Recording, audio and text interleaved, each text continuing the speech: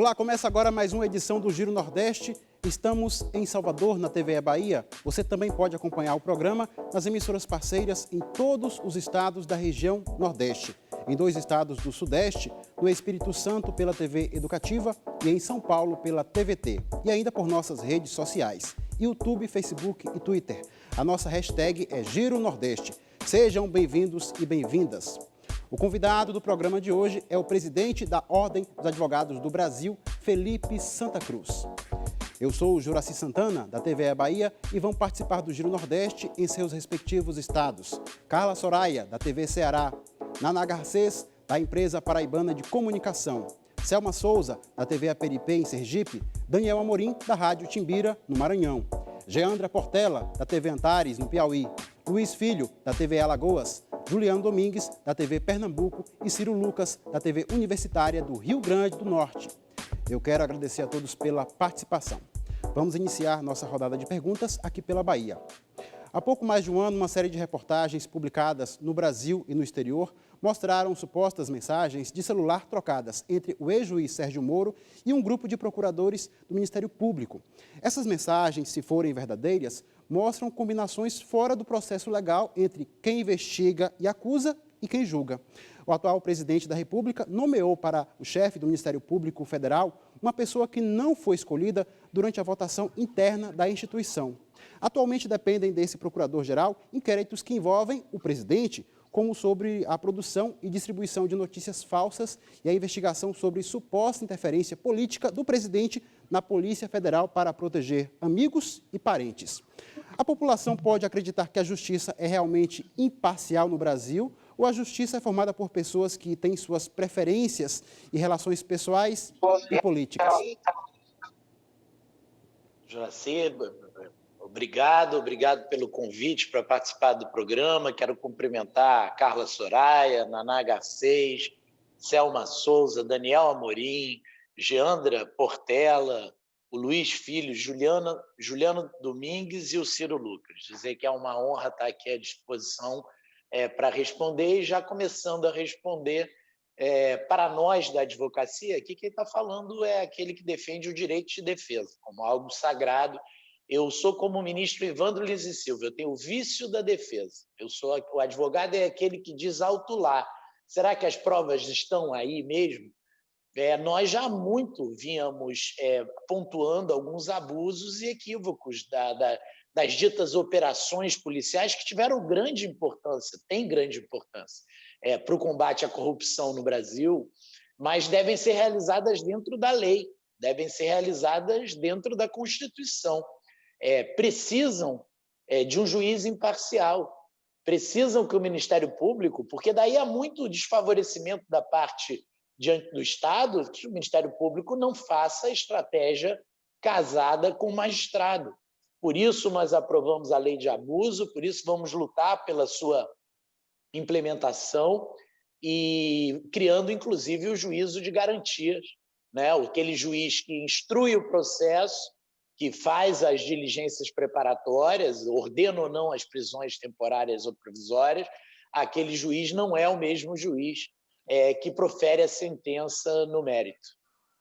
Obrigado, doutor Felipe. E vamos à Fortaleza para a participação de Carla Soraya, da TV Ceará. Meu cumprimento a você, Juraci, aos meus colegas de bancada virtual, ao presidente da OAB e principalmente a quem está nos acompanhando pelas TVs e nas redes sociais. Eu gostaria de saber do presidente se a nossa democracia está realmente ameaçada. A gente vê uma quantidade, uma enxurrada de notas de repúdio, tanto da OAB como de outras instituições. Eu queria que o senhor explicasse para a grande população o que é o significado de uma nota de repúdio, porque para a maioria isso é apenas uma nota que é lida em plenos jornais ou é reproduzida nas redes e nos sites de internet. E eu queria saber também a sua opinião sobre o papel do jornalista, do advogado, dos artistas, que são atacados tanto de um lado quanto de outro em suas atuações, né? Seja de lado A, de lado B, mas são atacados de uma forma geral, né? A gente virou alvo de ataques, de um lado e de outro. É isso, Carla, obrigado pela pergunta. Veja, E, em relação à nota de repúdio, eu acho que há um problema geracional. Eu já estou perto dos 50 anos e vejo que a juventude não suporta notas de repúdio, né? E nós fomos criados, e aí é uma questão da geração, com essa necessidade de nos posicionarmos sobre as questões, ainda que no campo das ideias. A juventude acha isso estéril, acha isso inútil. Eu não acho. Eu acho, por exemplo, que a democracia brasileira correu, sim, risco, ela corre risco a democracia no mundo. Nós estamos vivendo um processo intenso de disrupção a partir das redes sociais. Esse processo tem servido de biombo para pessoas que manipulam a opinião popular por dinheiro, com dinheiro e por dinheiro, estruturas internacionais de manipulação da opinião pública, que já funcionaram no Brexit inglês, na eleição americana, na eleição brasileira. Isso está comprovado. E, então, a democracia corre risco no mundo, né? E elas morrem cotidianamente. Então, para nós da ordem, é importante, e veja, o nosso compromisso é com a democracia, com o Estado Democrático de Direito. É importante pontuar sempre com muita dureza, com muita firmeza. Por exemplo, vou lembrar um episódio, o artigo 142 da Constituição. De repente, as redes sociais, esse novo tribunal, né, foram tomadas de pareceristas, de entendidos em Constituição Federal, defendendo que as Forças Armadas teriam um poder moderador. Olha, é nada mais distante da vontade do legislador de 88, da Constituição, do que isso. As Forças Armadas não são poder, não podem exercer poder moderador. E mais, só teve poder moderador no Brasil na nossa primeira Constituição, sob o manto do Império. Então, é uma ideia esdrúxula. Mas nós tivemos que, a público, elaborar pareceres. Eu tento sempre ser mais eficaz do que notas de repúdio. Veja que a OAB, as grandes batalhas que a OAB travou nessa pandemia, eu cito a Lei de Acesso à Informação, que garante a vocês, jornalistas, o acesso à informação. Nós derrubamos a vigência da MP. A questão dos dados, houve uma medida provisória no meio dessa loucura, dizendo que o governo teria que ser entregue ao governo por parte das operadoras privadas os dados de 220 milhões de brasileiros. Nós conseguimos liminar. Fomos nós que fomos ao Supremo garantir a competência concorrente de estados e municípios para combater a pandemia e declarar que o presidente da República tem obrigação, sim, de seguir as orientações sanitárias e médicas, partindo, inclusive, da OMS. Então, assim, eu tenho buscado, na minha gestão, fazer menos nota e ser mais efetivo.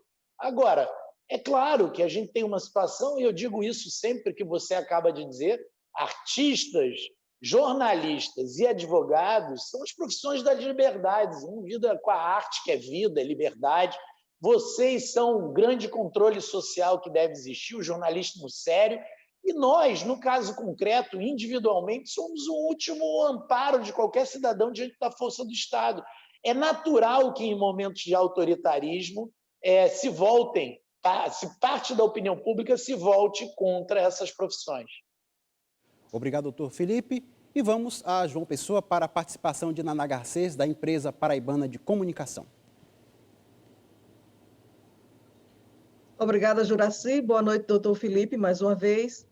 Eu gostaria de saber do senhor, durante a pandemia, ocorreram vários recursos ao judiciário sobre medidas em relação dos governadores em relação ao isolamento social e ao uso da máscara. Do seu ponto de vista, o judiciário foi ágil o suficiente nesse período de pandemia? Óbvio que o judiciário, como todos nós, sofreu com as limitações impostas pela pandemia. O que eu posso dizer para quem está nos assistindo é que, por conta do processo eletrônico que nós temos no Brasil e por conta do diálogo que ocorreu entre OAB, AMB, CNJ, nós, no primeiro momento, suspendemos os processos, tanto físico quanto eletrônicos, e já a partir do dia 30 de abril houve o retorno dos processos virtuais. O judiciário brasileiro conseguiu, nesse período, índices de produtividade superiores a países da Europa, que não têm a estrutura de processo eletrônico. Nós temos que aprimorar essa estrutura, estamos trabalhando para isso, mas acho que dentro das suas possibilidades e da dramaticidade de algo impensável, que era estarmos todos à distância durante quase já 6 meses, né, que nós estamos nessa situação, acho que o Judiciário vem respondendo de forma suficiente e enfrentando as grandes questões. É isso, temos muitos assuntos importantes para tratar com o presidente nacional da OAB, Felipe Santa Cruz, e vamos girar. A gente segue para Aracaju, quero chamar Selma Souza, da TV Aperipê, em Sergipe. Bom, quero saudar a todos, né, ao Juracy, ao nosso convidado, o presidente da OAB, aos colegas de bancada e também saudar a vocês que nos acompanham, né? Bom, a gente está no ano, né, que o Estatuto da Criança e do Adolescente completa 30 anos em meio a uma pandemia, onde milhões de estudantes foram afetados, né, na educação. A gente nota esse abismo social que é cada vez maior e pode ser visto, né, nesse momento de pandemia, permitindo assim que vários estudantes, principalmente da zona rural, eles não têm acesso nem sequer à internet. Eu queria saber qual a avaliação do senhor com a retomada de algumas aulas, né, em alguns estados, com a retomada das aulas em alguns estados, que interfere diretamente nesse direito constitucional adquirido pelos jovens.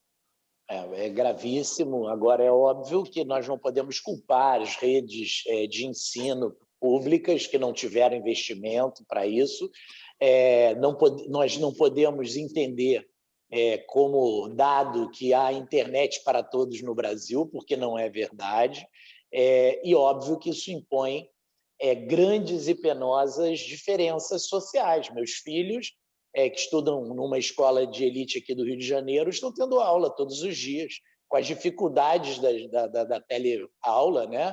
Mas estão tendo. E, mais uma vez, o Brasil mostra esse traço perverso, que eu falo sempre, do país colonizado, racista, sim, com racismo ainda vivo na sociedade, 7ª economia mais desigual do mundo, perde para países como Emirados, né? O Catar, que é um emirado onde tudo é do emir, todos os bens e propriedades são do emir. Então, nós temos um país de uma grande dramaticidade social. Essa pandemia só veio deixar isso mais agudo. Aqui no meu estado, no Rio de Janeiro, 1 em cada 3 fluminenses está recebendo o auxílio. E eu confio na declaração que fizeram a Caixa Econômica. Estão em condições de miserabilidade. Ainda bem que houve esse auxílio. Mas veja a extensão disso, 1 em cada 3, são 5 milhões e 100 mil em 16 milhões aproximadamente de habitantes. Então, é muito grave a situação e eu quero apenas deixar uma reflexão. Há um momento agora de transformação, virá certamente um momento de maior tecnologia e a minha preocupação é que esse momento, no mundo todo, tende a ser um momento de concentração de riqueza, onde aqueles que têm mais acesso terão mais produtividade, trabalharão com mais qualidade de vida e as atividades de meio e que dão sustentação ao dia a dia, elas vão ter postos de trabalho extintos. Isso é uma preocupação que tem que ser do direito, tem que ser um enfrentamento à questão social. Eu sou daqueles que acreditam que o direito, sim, tem esse poder transformador. Obrigado mais uma vez, doutor Felipe. Quem está assistindo ao Giro Nordeste pode fazer perguntas e comentários nas nossas redes sociais, YouTube, Facebook e Twitter. E vamos seguir para São Luís para falar com Daniel Amorim, da Rádio Timbira, no Maranhão. Oi, Juracy, um prazer estar aqui mais uma vez. Um abraço para você, para os companheiros de bancada, também para o presidente da OAB, o Felipe Santa Cruz.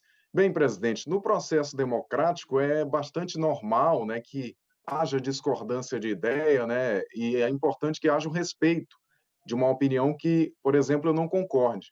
Mas do ano passado para cá, a gente tem visto uma polarização muito exagerada entre aqueles que defendem, que concordam com as medidas do presidente e aqueles que são contrários às medidas tomadas pelo atual governo federal. O senhor acredita que a postura autoritária do presidente da República, muitas vezes já demonstrada até publicamente, acaba motivando esse acirramento de ideias, digamos assim, que a gente está observando atualmente no país? Não tenho dúvida nenhuma, Daniel. Nenhuma.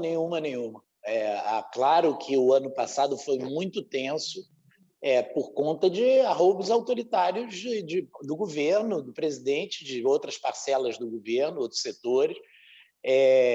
um clima de tensão no ar, criado pelo próprio governo, e a prova do que eu vou dizer agora é que nos últimos 60 dias, a partir do momento que chegaram ao governo elementos da política e pactuaram com o presidente a moderação, convenceram o presidente que ele deveria moderar, o país ganhou alguma estabilidade, fora alguns episódios esporádicos. Aquela loucura que era aquele ataque aos jornalistas no cercadinho ali, que atendia a fúria das redes sociais, parou, e cessando isso, o Brasil ganhou alguma estabilidade. Eu tenho dito às pessoas, a gente deve elogiar no presidente a moderação dos últimos 60 dias, da mesma forma que eu cobro de maneira dura quando ele não age assim. Passados 15 minutos de programa, você que está nos acompanhando tem vontade de perguntar também? É só enviar sua pergunta lá nas nossas redes sociais com a hashtag Giro Nordeste. E agora a gente vai seguir para falar com Geandra Portela, da TV Antares, no Piauí. Olá, Juracy, muito bom rever vocês novamente, colegas jornalistas, em mais uma edição do Giro Nordeste. Quero saudar também a todos que nos acompanham e o nosso convidado de hoje, o presidente nacional da OAB, Felipe Santa Cruz. Então, presidente, eu queria que o senhor avaliasse a respeito da desconectividade, né, dos governos federal, estaduais, também dos municípios, em relação às medidas que estão sendo tomadas nesse enfrentamento da pandemia da Covid-19, no que diz respeito à autonomia, né, que foi assegurada pelo Supremo Tribunal Federal. Primeiro, nós temos uma estrutura federativa que realmente carece de um pacto novo, né? Que é histórico, é cultural. Nós temos um país que nasce sob a ideia de unidade, a união se fortalece. Basta dizer que mais de 50% das receitas hoje estão na mão da União, e o ministro Paulo Guedes encaminhou uma reforma que aumenta essa concentração de dinheiro na mão da União.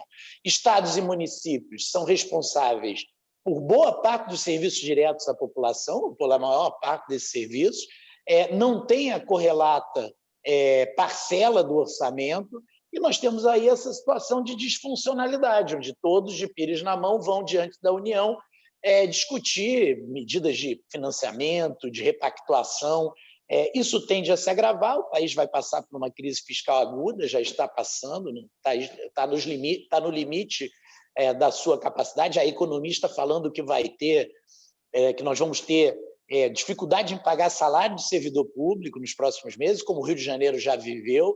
Então, é um momento de grande preocupação, mas eu acho que na pandemia, quero só terminar dizendo isso, nós temos que trabalhar com a urgência. O que eu tenho dito desde o início, eu não sou médico, estudei para ser advogado, né? Há pessoas qualificadas, cientistas, infectologistas, temos que ouvi-los. O que eu sei é que esses médicos estão na União, muitas vezes no governo federal, são da rede pública federal, são da rede pública estadual e são da rede pública municipal. O grande herói, tão desprestigiado nos últimos anos, o grande herói da sobrevivência de parcela da população brasileira se chama Serviço Único de Saúde. Uma ideia da Constituição, o SUS, uma ideia da Constituição de 88, uma ideia simples, uma ideia bonita, uma ideia linda, que, por exemplo, nós temos hoje um serviço público de atendimento que, em tese, claro que com todas as suas deficiências, o governo americano não tem, o Estado americano não tem, sendo uma economia mais rica do mundo, 10 vezes maior do que a nossa. Agora temos que persistir no caminho da igualdade, da distribuição de renda e no aparelhamento correto do SUS. Isso necessariamente precisará de um novo pacto federativo. Obrigado. E tem mais perguntas para o presidente nacional da OAB, Felipe Santa Cruz. Vamos girar. Agora é o momento de seguir para Maceió, onde está Luiz Filho, da TVE Alagoas. Prazer, Juracy, cumprimentar também os nossos colegas de bancadas e também o senhor presidente Felipe. Presidente, nesse período de pandemia, né, muitas coisas ajudaram e muitas outras também atrapalharam o enfrentamento do coronavírus no Brasil. Uma das coisas que atrapalhou bastante foi as fake news. E a gente fala da pandemia que a fake news agora é crime. Mas como a OAB se posiciona no que diz respeito à CPI das fake news, que tem aí, de repente, envolvimento até com a própria eleição do presidente Jair Bolsonaro? Eu sou absolutamente preocupado com essa questão das fake news, que não é uma questão brasileira, tá? É uma questão que vem sendo discutida no mundo inteiro. A Alemanha está tendo dificuldade de construir uma legislação que, ao mesmo tempo que coíba as fake news, de outra mão não sirva de pretexto autoritário para limitar a liberdade de imprensa, por exemplo, né? A imprensa, cercear a imprensa. Nós vivemos no país onde a censura foi presente durante toda a sua história. A censura efetivamente morre com a Constituição de 88, que tem 32 anos. É muito jovem a nossa cultura de liberdade. Então, as fake news são um elemento desagregador, as pessoas deixam de acreditar em tudo, né? Não é que elas acreditem na mentira, elas não acreditam mais na verdade, que haja verdade. Isso permite que cada um tenha os seus fatos, uma loucura, cada um tem a sua ciência, que um diga, por exemplo, que vacina faz mal e que ele é especialista nisso, sem nunca ter sido estudioso do tema. É um fenômeno das redes sociais mundial e nós precisamos, sim, modernizar a nossa legislação para coibir as fake news. Por quê? Nós temos crimes contra a honra, calúnia, injúria e difamação. São os principais instrumentos contra as fake news. Eu, por exemplo, fui objeto de fake news perversa.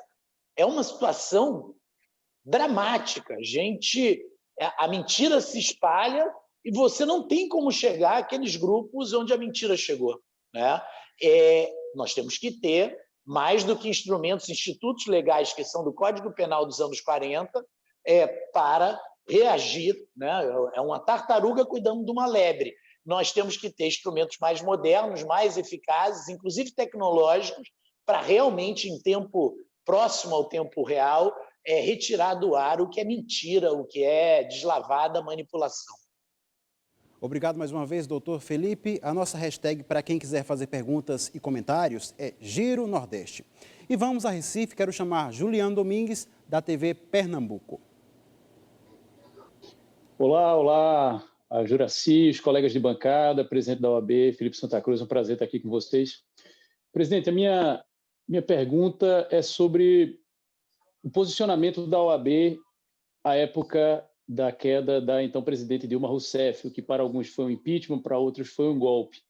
A minha pergunta é: que avaliação o senhor faz hoje do posicionamento à época da OAB, levando em conta os eventos, os episódios subsequentes, ou seja, que em alguma medida estão associados a esse contexto que estamos vivendo e que costumam ser associados aos episódios subsequentes à queda da então presidente Dilma Rousseff?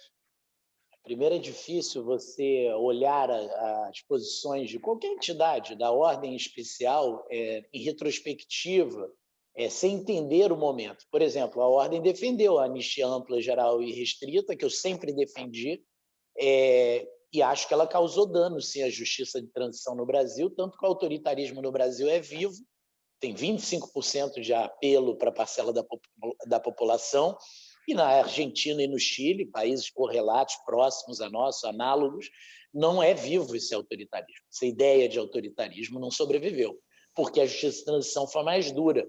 Mas o ministro Sepúlveda Pertence, que à época era dirigente da ordem, disse: olha, na época nós queríamos construir a Constituição. A eleição direta foi uma escolha. A OAB, o presidente Povina Cavalcante, um grande jurista, cometeu o maior erro histórico da ordem, que foi defender a derrubada do presidente João Goulart, que jogou o Brasil em décadas de obscurantismo. A ordem pode errar e pode acertar, ela não pode ser omissa. O processo de impeachment é sempre duro. Foram 2 processos de impeachment concluídos com afastamento em 32 anos de Constituição. Eu era líder estudantil dos Caras Pintadas e depois já era presidente da OAB do Rio de Janeiro no impeachment da Dilma. Foi duro. Acho que parte dessa polarização e desse ódio que há na sociedade brasileira vem desse processo, tanto que eu defendo publicamente que nós temos que ter muita cautela com toda a discussão de impeachment, sob pena de descaracterizarmos o presidencialismo. Eu, que sou parlamentarista, não escondo isso de ninguém, ou pelo menos defendo o semipresidencialismo, acho que o que está faltando mesmo, e isso que eu quero te responder, é uma grande reforma política. O que está a se dever desde junho de 2013, quando o povo foi para a rua, é uma reforma política que vem acabar com uma situação de afastamento do representante do seu representado. Só 5% dos parlamentares brasileiros têm voto suficiente sozinho para se eleger. O sujeito vota em um, elege o outro. Viraram máquinas de legenda. todos nós sabemos, de compreensão de legenda. Eu defendo o voto distrital. Enquanto eu e o ministro Luiz Roberto Barroso, de quem sou admirador, enquanto nós não enfrentarmos essas questões, tudo será paliativo. Obrigado mais uma vez, doutor Felipe. E vamos a Natal para a participação de Ciro Lucas, da TV Universitária do Rio Grande do Norte. Ciro, fazendo sua estreia aqui no Giro Nordeste, seja muito bem-vindo. Obrigado, Juraci. Meu boa noite a todos. Presidente, a gente começou a semana com uma sentença que ordenou a retirada do ar da internet de uma série de reportagens feitas pelos jornalistas Luiz Nassif e Patrícia Feynman. Eu queria saber qual é a opinião do senhor sobre essa sentença, que inclusive fala que os jornalistas extrapolaram os limites da liberdade de expressão, e como é que o senhor avalia essas questões em que o judiciário acaba tomando ações de censura sobre o jornalista? A primeira censura prévia, para mim, é inaceitável. Acho que cabe, sim, ao judiciário esse controle a posteriori, né? Defendo, inclusive, que, se for necessário, por exemplo, em relação a fake news, que coloque na rua uma estrutura de juizados especiais, exatamente como houve, por proposta nossa da OAB do Rio, a época do apagão aéreo, que coibiu a conduta das empresas aéreas de extravio de mala, atraso, melhorou. Qualquer pessoa que viaja hoje sabe que melhorou. Melhorou por conta desses juizados, a ponto dos juizados hoje estarem caindo em desuso, podem ser fechados, né? Porque tem pouca demanda em muitos estados.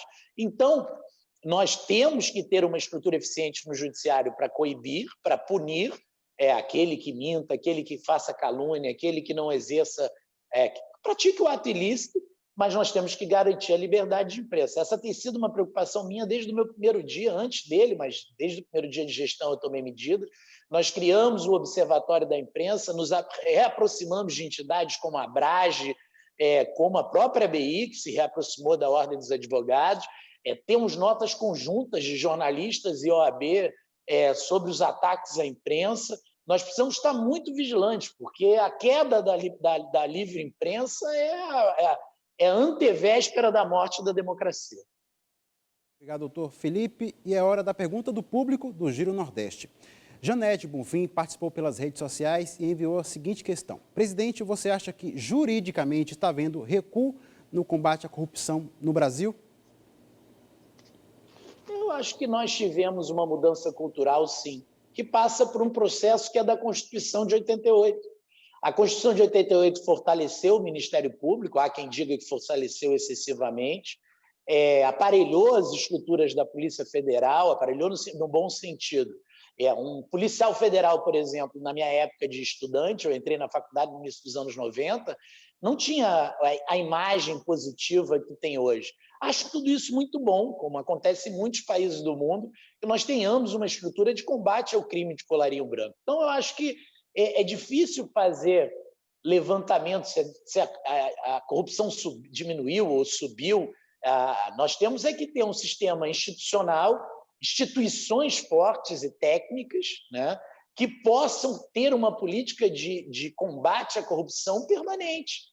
O grande segredo disso, para nós advogados, é que, combatendo a corrupção, a gente não passe a violar o direito individual das pessoas, o direito de defesa, ampla defesa, o contraditório.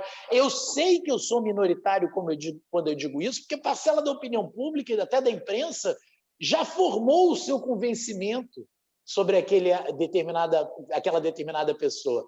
Só que nós temos na história da humanidade equívocos gravíssimos de convencimento prévio, né? Nós temos que ter processo, temos que ter respeito às garantias individuais, em especial do que é culpado, que ele merece um processo dentro da lei. Obrigado. E vamos iniciar aqui pela Bahia mais uma rodada de perguntas. Dr. Felipe Santa Cruz, essa entrevista está sendo exibida por televisões e rádios públicas. Levantamento feito pela agência pública em abril do ano passado aponta que, desde o ano de 2010, integrantes do Exército e da Marinha são acusados pela morte de 34 pessoas em ações de policiamento. Até aquela data, nenhum havia sido punido.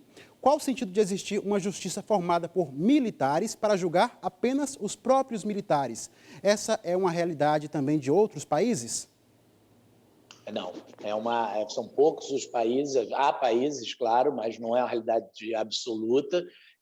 Acho que a competência desses crimes deve ser muito reduzida a questões disciplinares, a questões, acho que deveria ser uma justiça administrativa, que depois sofreria a correção da própria Justiça Federal. Acho o modelo anacrônico, apesar de ter sido no Tribunal Superior, no Tribunal Militar, algumas das mais belas páginas da resistência à ditadura da advocacia foram escritas lá, né, nos tribunais militares, porque se colocavam nos tribunais militares aqueles eruditos, né, os que entendiam de direito da carreira militar, e acabaram sendo muito mais garantistas do que o próprio regime militar. Então, o Tribunal Militar já prestou serviço à democracia, mas acho que precisa, sim, de aprimoramento. Obrigado. E tem mais perguntas para o presidente nacional da OAB, Felipe Santa Cruz. Seguimos para falar com Carla Soraya, da TV Ceará. Presidente, a família Santa Cruz é um exemplo de perseguição e de luta também pelos direitos humanos, né? Vocês viveram um drama muito infeliz no passado, voltaram a reviver tudo isso nos últimos tempos, mas parece que os direitos humanos estão sendo criminalizados aqui no país. Por outro lado, a nossa justiça, por exemplo, aqui no estado do Ceará, nós temos uma investigação que se chama Expresso 150, onde desembargadores recebiam R$150 mil nos seus plantões de fim de semana para conceder habeas corpus a criminosos e outros tipos de pessoas que estavam na cadeia. Temos um juiz que dá carteirada para não usar máscara.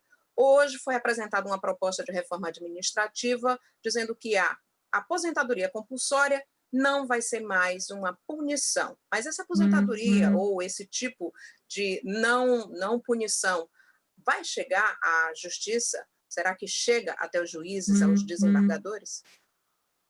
Isso é uma luta, né, que a ordem vem travando há muitos anos.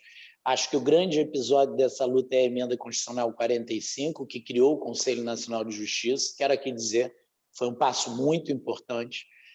Não foi como queríamos, porque nós defendíamos que deveríamos ter paridade entre os setores das corporações e aqueles da sociedade. Isso não aconteceu. Há um sobrepeso do judiciário no CNJ. Mas a verdade, por exemplo, esse desembargador que você citou já foi punido pelo corregedor do CNJ.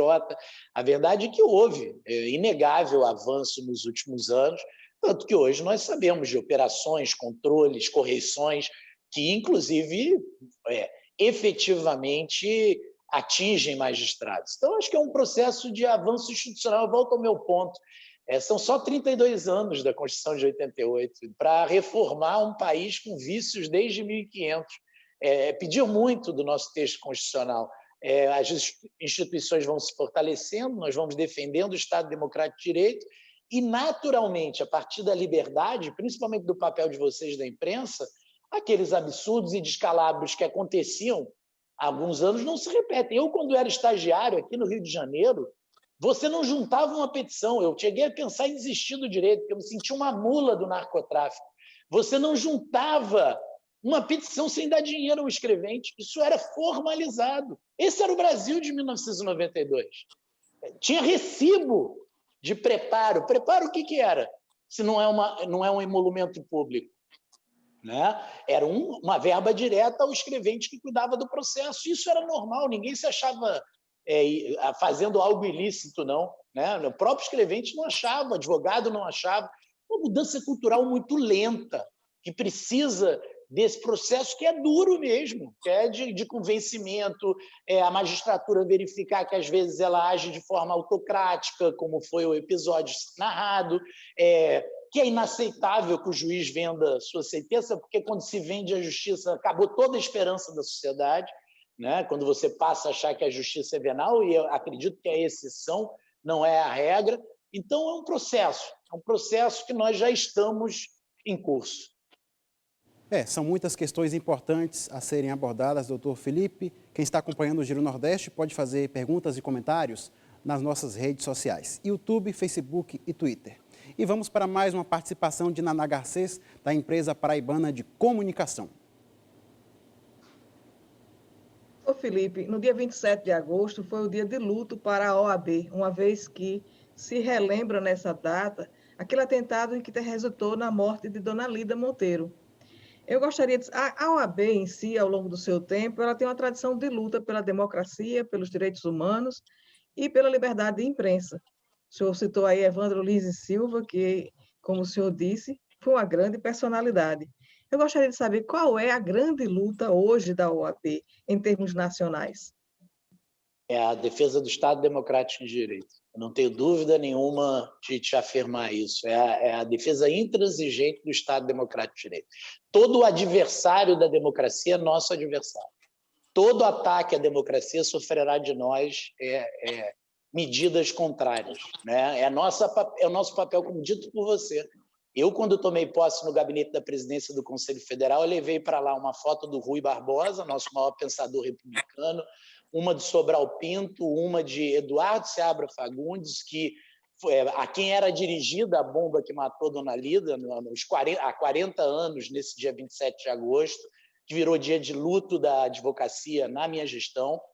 Levei a foto de Ulisses Guimarães, nosso colega que presidiu a Constituição, o processo constituinte de 88, e do doutor Evandro, com quem convivi muito e tinha grande admiração.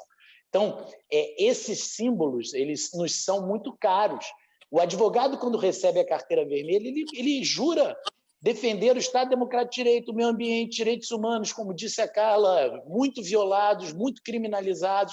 Ele jura, o advogado, ele tem que ser, ele não pode ter medo da impopularidade, isso está no nosso estatuto. Sempre que eu sou atacado, eu digo, olha, se o colega advogado mais simples não pode ter medo da impopularidade, como é que o presidente nacional da OAB, a maior entidade de classe da advocacia no mundo, com 1.300.000 integrantes, pode ter medo? Né? O meu medo é o medo de milhões. Então, nós não temos medo, nós não temos ódio, mas nós não temos medo. Obrigado mais uma vez. E quero chamar a jornalista Selma Souza, da TV EPNP em Sergipe, para fazer mais uma pergunta ao presidente nacional da OAB, Felipe Santa Cruz. Presidente, diante do atual cenário que nós estamos vivendo, em meio de tantas incertezas por conta de uma pandemia, nós também estamos enfrentando tempos delicados, com embates, né, do Poder Executivo indo de encontro com o Poder Judiciário. Eu queria saber, na visão do senhor, como é que o senhor avalia a atual situação do país, tendo em vista uma afirmação que o presidente da República fez recentemente, que falou que os brasileiros não serão obrigados a tomar vacina contra a Covid-19. Esse que tem sido um dos assuntos com maior destaque nas redes sociais. É lamentável. Eu elogiei há 10 minutos atrás a moderação do presidente e disse que nós tínhamos algumas exceções.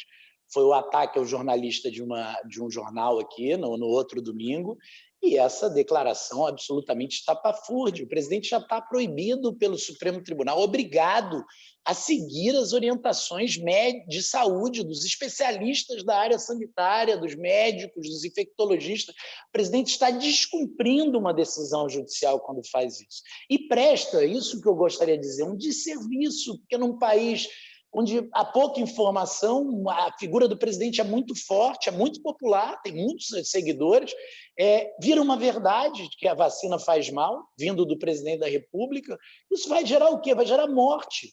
Nós logo estaremos ultrapassando os Estados Unidos, há quem diga que isso vai acontecer. Né? Nós vamos ser o país onde mais se morreu de Covid no mundo. Não é possível que a gente não veja que está dando errado essa coisa do enfrentamento da ciência. Né? O afastamento do ministro Mandetta foi um erro grosseiro. Né? A ausência de um médico especialista no SUS na frente do Ministério da Saúde, por mais que seja um homem correto, o interino, que é um general, é um sinal de ataque à própria ciência. E isso é muito grave, porque isso trata do retrocesso da civilização. Obrigado mais uma vez, doutor Felipe. E vamos falar agora com Daniel Amorim, da Rádio Timbira, no Maranhão. Oi, Juraci, de volta aqui no Giro Nordeste. Bem, presidente, desde o começo da pandemia, o presidente da República, né, o Jair Bolsonaro, ele tem adotado um discurso contrário, por exemplo, aos governadores aqui da região Nordeste, né? Ele defendeu a questão do isolamento vertical, né? Também culpabilizou os governadores pelas dificuldades econômicas enfrentadas pelo país. A maioria dos governadores optou pelo fechamento das atividades. Como é que o senhor vê esse descompasso entre o presidente da República e os governadores, outros governantes importantes, né, para o país, nesse momento de pandemia. Esse tipo de postura ajuda em alguma coisa ou totalmente atrapalha esse enfrentamento que é de todo mundo em relação a essa pandemia? Se ajuda alguma coisa, deve ajudar a luta política, né? Talvez aos interessados em não assumir sua responsabilidade, ou pelo menos sua parcela de responsabilidade. Não ajuda a população, e especial a população carente do Brasil. 122 mil mortos. Quantos aviões dariam 122 mil mortos? Eu não sei nem fazer essa conta, né? Como se tivessem caído no céu do Brasil em 6 meses. É uma coisa... 122 mil famílias, né? Vidas que têm muito valor. Nós, advogados, perdemos grandes colegas que tinham muito ainda da advocacia. Essa coisa também de... parece que a terceira idade foi abandonada, né, pelo discurso oficial. Ou seja, só mata velho. Isso é muito sério, né? Porque mata velho, mata jovem, mata pobre, mata rico, e estamos nós todos perdendo tempo, desculpa dizer, numa discussão que é absolutamente inútil. De quem é a culpa, sabendo que todos têm parcela de culpa dessa falta de coordenação. Pois bem, vamos girar. Temos mais perguntas para o presidente nacional da OAB, Felipe Santa Cruz. É a vez de Geandra Portela, da TV Antares, no Piauí.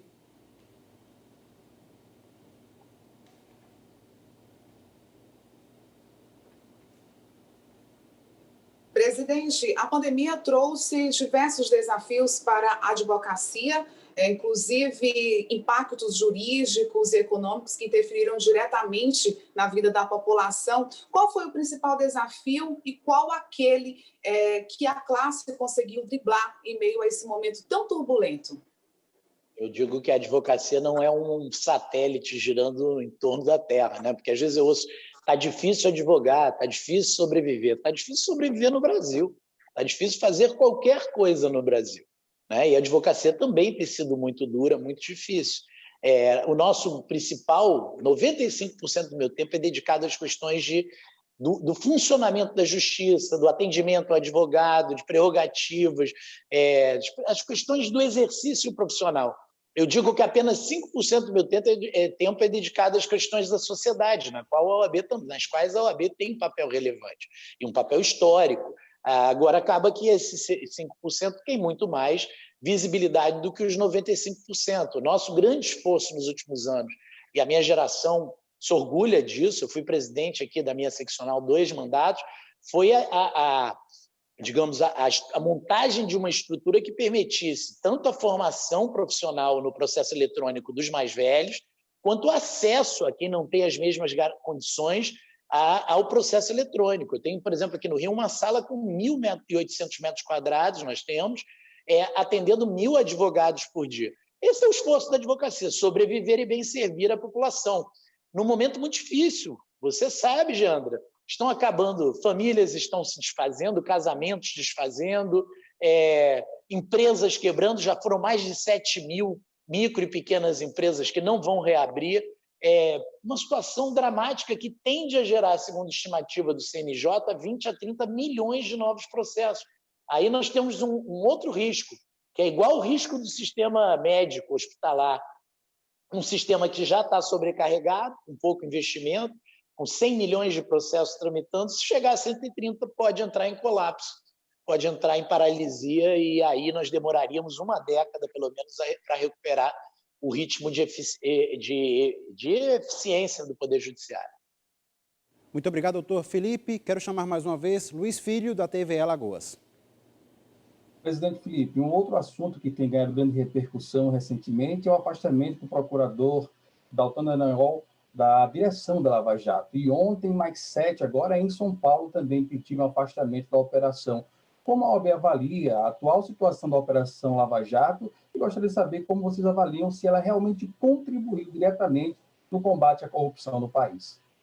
Eu acredito que sim, que contribuiu. Contribuiu na medida que levou os tribunais, que era impensável, a geração da gente não viu isso acontecer. Os verdadeiros protagonistas, né, do quadro político, do quadro empresarial brasileiro.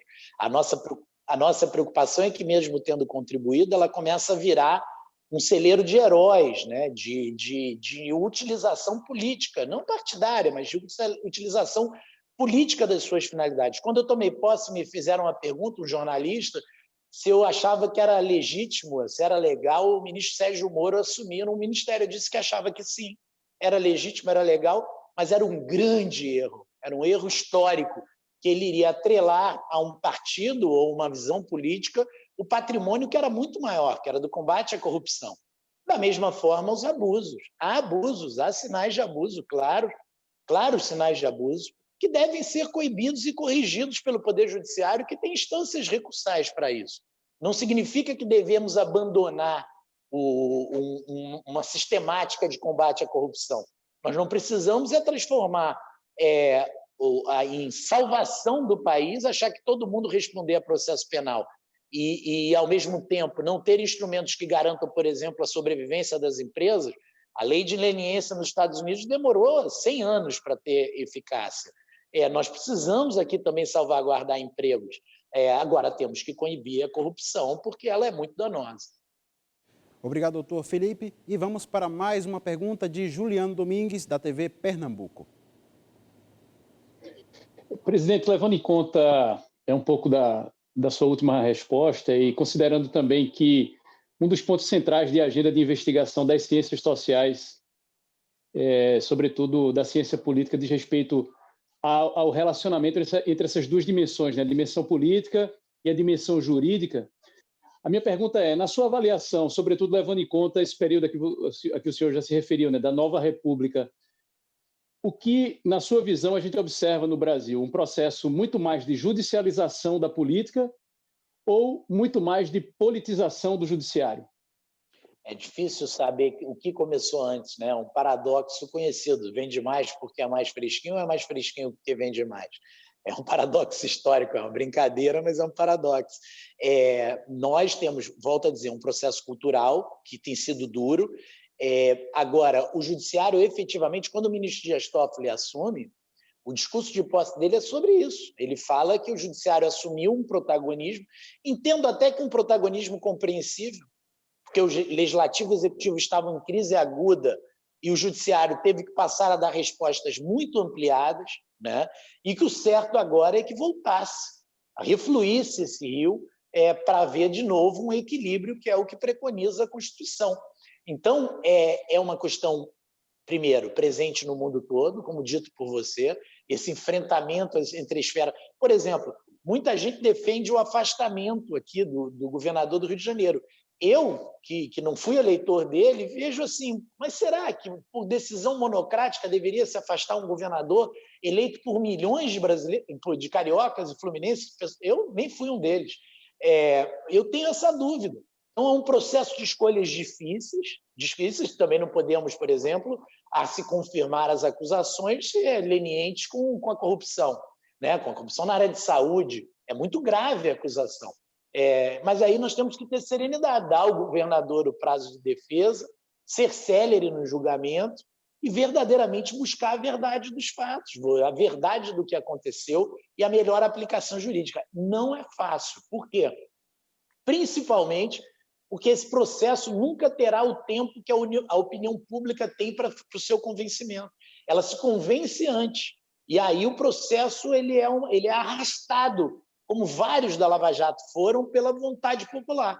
Isso é muito perigoso, porque deixa de se olhar o lado jurídico das causas para sentir os anseios, a temperatura da população. Óbvio que o judiciário tem que sentir se a população está insatisfeita, mas ele tem que seguir a lei e a Constituição, ou nós vamos ter cada um com a sua justiça, o que é injustiça para todos. Obrigado, doutor Felipe. Obrigado, Juliano. E vamos girar, porque eu quero chamar agora para mais uma participação Ciro Lucas, da TV Universitária do Rio Grande do Norte. Presidente, eu queria falar um pouquinho sobre o terror de muitos alunos de direito, o exame da ordem, né? Que sofreu, inclusive, alguns ataques aí, pessoas pedindo o fim do exame.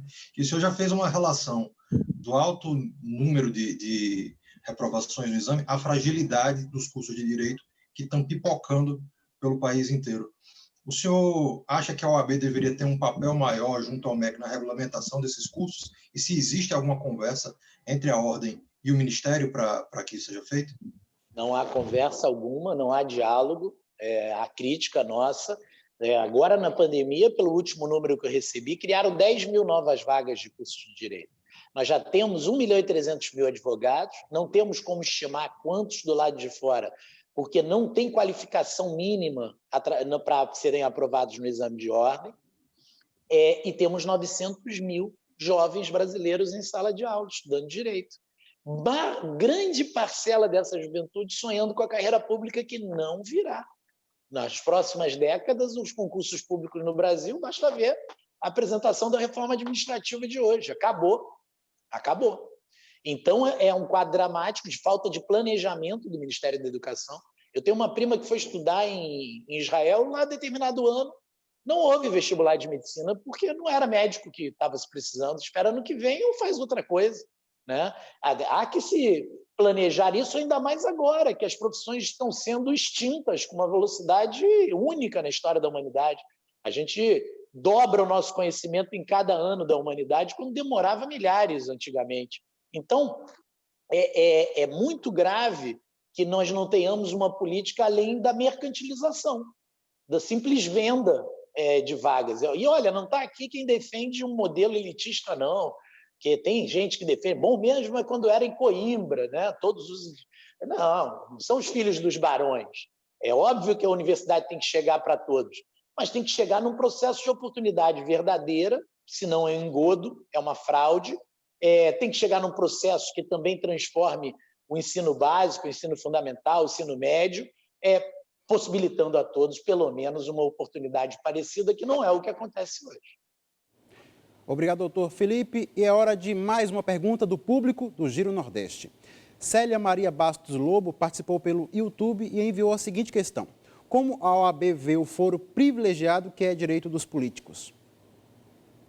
A ver com preocupação, com crítica, quando ele é utilizado fora dos elementos ligados ao mandato.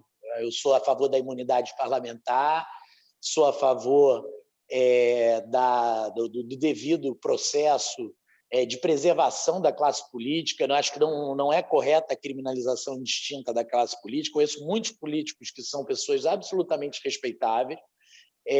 Agora, o foro privilegiado, como está posto no Brasil, cria uma espécie de justiça de primeira classe, uma justiça de segunda classe. E todos nós sabemos que parcela dos legisladores, do executivo, dos legisladores principalmente, buscam alguns cargos que criam algum tipo de proteção que eu acho que diminuiu muito, na medida que o próprio Supremo Tribunal Federal e o STJ hoje têm sido muito duros, com desmandos, com crimes comuns, com crimes que são realmente inaceitáveis e que devem ser coibidos. Mas eu acho que deveria haver, sim, uma redução do foro privilegiado, deixar o foro privilegiado para o presidente da República, presidente da Câmara, o presidente do Senado, e criar verdadeiramente uma situação de igualdade entre todos os cidadãos. Obrigado, e vamos iniciar aqui pela Bahia a terceira rodada de perguntas com o presidente da OAB. Presidente, o Fabrício Queiroz é um ex-assessor do senador Flávio Bolsonaro, que está sendo investigado pelo Ministério Público do Rio de Janeiro em uma função de uma suposta rede de corrupção. O Ministério Público identificou que ele depositou R$89 mil na conta da atual primeira-dama, Michele Bolsonaro. O senhor acredita que responder por que esses depósitos foram feitos é uma questão importante ou irrelevante para o país? Eu não posso. Essa, você vê, eu respondo tudo. Mas esse é um caso concreto que ainda está sob julgamento. Eu prefiro não dar minha opinião. Eu acho que deve ser, sim, tratado como todos os outros casos, com isonomia, que se apure. Hoje mesmo parece que ele foi depor a Polícia Federal, mas acredito que ele também, o senhor Fabrício Queiroz, a quem não conheço, merece o direito de defesa. Há um caso concreto, eu prefiro aguardar um pouco mais. É o tal tempo que eu falei aqui numa outra resposta. O nosso tempo jurídico não pode ser o mesmo tempo da formação de opinião, apesar do direito de todo mundo a ter esse tempo. Obrigado, presidente. E vamos para mais uma participação de Carla Soraya, da TV Ceará. Presidente Felipe, agora há pouco o senhor questionou o afastamento do governador do Rio de Janeiro, Witzel, por ter sido eleito por milhões de pessoas. Mas a OAB entrou com um pedido de impeachment contra o presidente Jair Bolsonaro. Esse pedido da OAB já se soma a outros que estão lá na mesa do Congresso. Quais os motivos basearam esse pedido de impeachment da OAB e quanto tempo a gente vai ter que esperar o julgamento desses pedidos e de outros, né? 2, 4, 6 ou os 8 anos do governo? Carla, nós não entramos, não. Não entramos, não, com o pedido de impeachment do Bolsonaro. Eu não assinei esse pedido. A Ordem dos Advogados do Brasil não pode se precipitar. A Ordem dos Advogados do Brasil tem como coerência, e eu tento manter essa coerência no meio dessa pandemia, cuidar da pandemia, da emergência, da sobrevivência do povo brasileiro. Eu digo desde o início da pandemia que essa discussão de impeachment está no momento impróprio, ela só polariza, ela só cria mais angústia, né? Ela se antecipa. Na verdade, o impeachment no Brasil, equivocadamente, está virando um voto de desconfiança parlamentar. Na medida que o presidente perde maioria parlamentar, ele passa a sofrer impeachment para sua substituição. Isso é um equívoco, o sistema está disfuncional. Então, eu sou muito cauteloso, sofro com isso, sou criticado por isso, mas acho que a OAB tem que falar por último.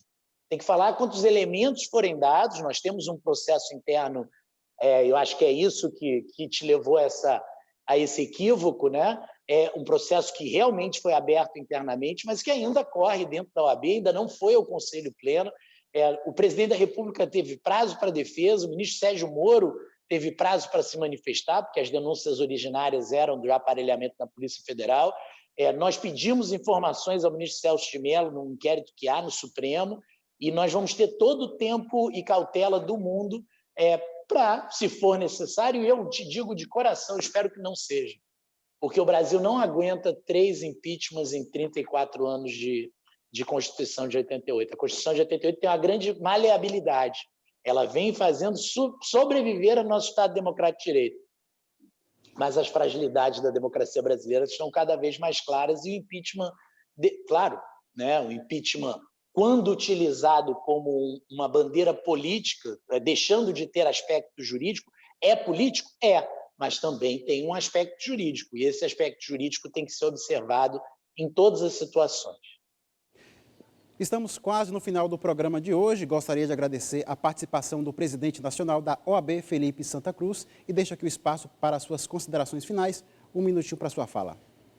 Não, agradecimento apenas, obrigado em especial a quem nos acompanhou pela rádio, pela televisão, a importância de uma rede pública de informação, de jornalismo no país. Todo o país avançado do mundo tem essa discussão do espaço de rede pública, que seja valorizado esse espaço, por isso fiz tanta questão aqui comparecer. Hoje tive um dia muito complicado, quase me impediu, mas consegui, e fico muito feliz de ter vindo, e muito obrigado a todos os jornalistas pelas perguntas. Obrigado mais uma vez, doutor Felipe. O Giro Nordeste está terminando. Eu quero agradecer também aos comunicadores, Carla Soraya, da TV Ceará, Naná Garcês, da empresa paraibana de comunicação, Selma Souza, da TV Aperipê, em Sergipe, Daniel Amorim, da Rádio Timbira, no Maranhão, Geandra Portela, da TV Antares, no Piauí, Luiz Filho, da TV Alagoas, Juliano Domingues, da TV Pernambuco e Ciro Lucas, da TV Universitária do Rio Grande do Norte. Muito obrigado também a vocês que acompanharam o Giro Nordeste. A gente volta na semana que vem e o convidado vai ser o psicanalista Christian Dunker. Até lá!